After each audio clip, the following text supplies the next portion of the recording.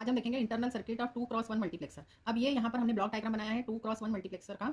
तो इसके अंदर क्या होता है, दो इनपुट होते हैं I0 और I1। इन दोनों इनपुट में से एक इनपुट हम सिलेक्ट करते हैं with the help of this select input. मतलब उसका ट्रूथ टेबल होता है, जब S की वैल्यू 0 होती है तब आपको आउटपुट मिलता है I0, और जब S की वैल्यू 1 होती है तब आपको आउटपुट मिलता है I1। इस ब्लॉक डायग्राम के अंदर क्या सर्किट होगा वो हम देख लेते हैं। जैसे दो एंड गेट होते हैं और एक और गेट होता है। तब हम इसे देख लेते हैं कि जब हम S की वैल्यू 0 देते हैं, S की वैल्यू 0 देते हैं तो ये वाले एंड गेट को आपने 0 दिया। जैसे ही आपने 0 दिया तो यहाँ पर 0 और I1 दोनों जा रहे हैं, तो यहाँ पर आउटपुट में आपको 0 मिला, है ना। यहाँ पर आउटपुट में 0 मिला और यहाँ पर S 0 था तो यहाँ पर नॉट गेट के कारण 1 गया है, तो 1 और I0 का एंड हो जाएगा, I0 इंटू 1 मींस I0। अब यहाँ पर I0 आया और यहाँ पर 0, ये दोनों इस और गेट के इनपुट हो गए, तो और गेट का आउटपुट हो जाएगा I0 प्लस 0, मतलब आपको आउटपुट में मिलेगा y इक्वल टू I0, है ना। अब केस सेकंड में क्या हो जाएगा, S की वैल्यू 1 हो गई। अगर S की वैल्यू 1 हो गई तो ये वाला जो इनपुट है ये 1 हो गया, तो यहाँ पर जो आउटपुट मिलेगा वो 0 की बजाय अब I1 मिलेगा, क्योंकि I1 इंटू 1 मिलेगा। और यहाँ पर की वैल्यू 1 होने के कारण यहाँ पर नॉट गेट के कारण यहाँ पर 0 गया, तो I0 इंटू 0 मीन्स यहाँ पर अब मिलेगा 0। अब यहाँ पर एक इस और गेट का इनपुट 0 हो गया और एक I1 हो गया, तो इसका output y is equal to अब हो जाएगा, नाउ इन नेक्स्ट केस हो जाएगा I1, है ना। तो